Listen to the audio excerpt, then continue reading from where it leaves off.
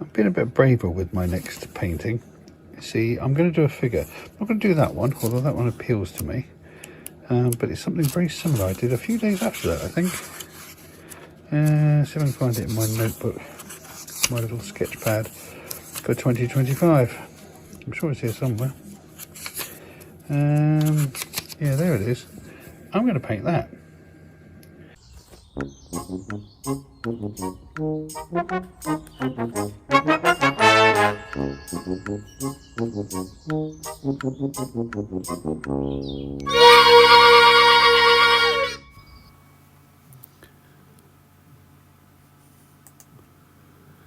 So I've started, as I always do, by getting rid of the white.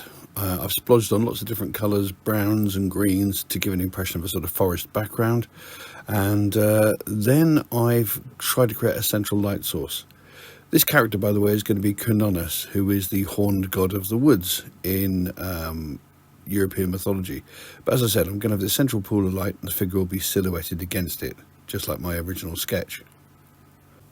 Now, the other thing is, I've been saving all the leftover paint on my palettes in a little box. I've had a little Tupperware box, this one here, and I've been putting all the paint bits in there. I'm now starting to stick them down on the cover of this A4 book, because we're going to use this as the visitor book for our folk horror photo exhibition in a month or two. So, you know, waste not, want not, that's my view. And it may not look like much at the moment, but it will look like that when it's all painted up. That's the cursed notebook I did a little while ago. This is just going to be the same, just a bigger version.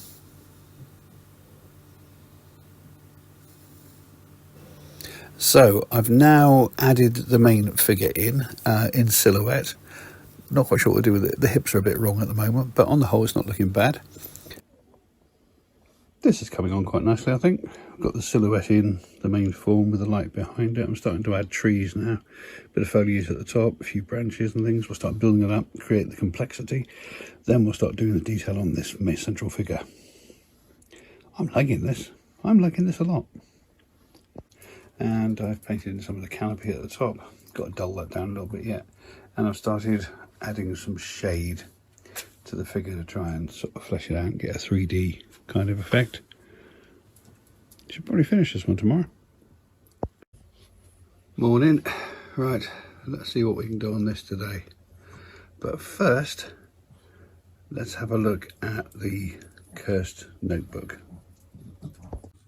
The cursed notebook is coming along. Oh, hello. You've been nosy. Yeah, the cursed notebook's coming along. I'm just going to add a few more bits of paint. And the way I do that, of course, is by peeling them off the polypropylene palettes I use. More paint coming off the palette to go onto the cursed notebook, or the cursed visitor book. It does come off a bit like skin. Look at this, look, see? And you can just stick that onto the page, because otherwise it would just go in the bin. Oh, just there, little one. Lovely, let's stick those on.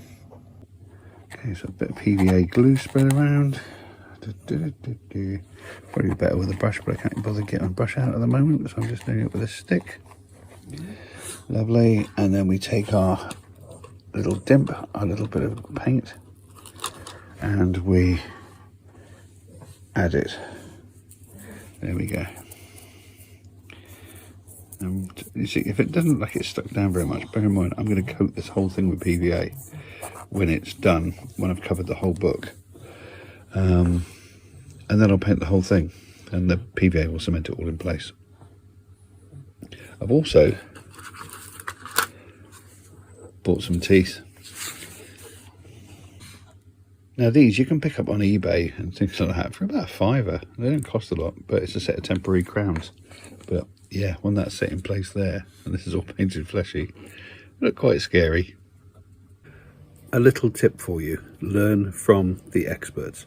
Now I'm teaching myself to paint at the moment because I've never been able to paint. So I've done a few canvases now, and they're getting better each time. But I'm always watching YouTube videos to see how people do certain effects. I'm reading through books, watching documentaries about artists, and gradually building up my knowledge, but also listen to people who are working artists. Now, I've got a very good friend called Adrian Teal.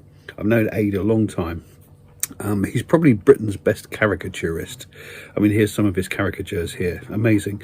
He's also helped design the giant puppets for TV shows like Spitting Image, where, you know, they have caricatures of famous people. But anyway, all that to one side. Adrian, lovely bloke. And he saw the picture I've just been painting of the forest god, demon, creature thing. And he said, may I make a suggestion? I said, yes, please. And he gave me the idea of basically backlighting the figure by putting a bit of a light edge around the darkest side of the figure, because he said it will help bring it out in 3D more. So I tried it, and it lifts the whole thing tremendously. Always listen to the experts. Thanks, Adrian. I think this one's done. Like the last two paintings, it's hard to know when to stop. Was it Leonardo da Vinci once said, art's never finished, only abandoned? And I've got to the stage where I think, I don't know how much more I could do to this now without ruining it. And I'm actually quite pleased with what I've done. So I think I'm going to, again, like the last couple of paintings, I think I'm going to leave this one now. I might come back to it and fiddle with it, who knows. But in the meantime, moving on to another painting. But they do seem to be getting slightly more satisfying with each one. Next stage of the horrible cursed book has been to paint it all a dark red with various reds and blacks. I did a little one as well, as I had so much leftover paint. And now we're dry brushing. Now if it looks a bit bright at the moment, don't panic, because this will have some washes over it which will blend the colours a lot more. I'm just highlighting the high points, and I've just done the same on this little one here, using a mix of flesh colour and I think that's burnt umber. I might be wrong, might be cadmium yellow. But anyway, it gives a nice fleshy tone. And as I said, we're going to bring this up on the high points, and then we'll tone it all down with a paint wash, an ink wash, shortly. I've done some dark washes of various colours now over the whole of the flesh on both of them, giving them a slightly different colour tone as well, because people do have different colour skin. We now come to one of the creepiest parts, which is putting in the teeth. So I've put in a bed of PVA there that's sufficiently thick that it'll stick the teeth in and act as kind of gums.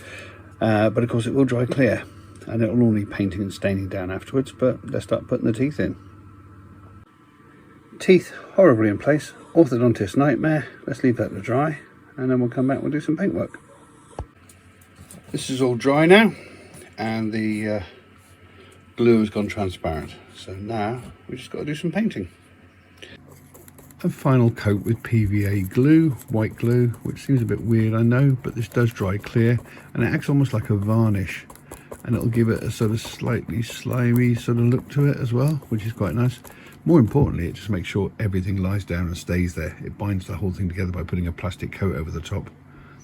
These have now been coated with PVA, which looks weird. I appreciate that, it does look weird. But if I come back to this in an hour, that will all dry clear and we'll be pretty much done. 1 hour later, and as you can see, it's mostly dried. It's given a nice slick, shiny, slimy sort of feel to it. You will get pools like these where I put the glue on quite thick, which will dry white. I'll just have to touch this in with a bit of pink. But otherwise, we're just about done. So there. 2 more cursed notebooks. This big one here that's going to be the visitors book for our folk horror exhibition in a couple of months' time, and this smaller one, which I don't know, I might give away as a gift, or maybe do a competition, I don't know yet. And of course this painting, which I'm very, very pleased with. I have to say, I think it's the best thing I've done so far. I suppose I should qualify the fact that these things were all started before we got the call that Mum had died. I've just finished them off this week, but so it looks like a very productive week, doesn't it? But it's actually a couple of weeks' work here, and I've already started on another painting.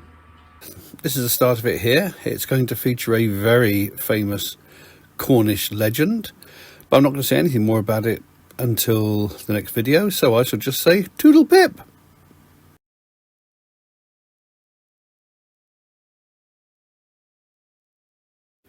If you've enjoyed this video, then please consider subscribing, or click on some of these links to look at some of the other videos on the channel.